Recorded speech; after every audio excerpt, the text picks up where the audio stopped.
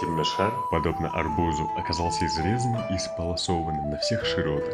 Представители наций, называвшиеся цивилизованными, захватив новые земли, обильно оросили эти земли кровью. И это история о человеке. История об Аламжи.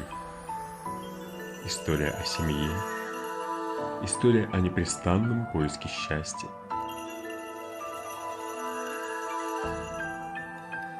История о потерях. История о долгом пути домой. История о богатых и бедных. История о святых и разбойниках.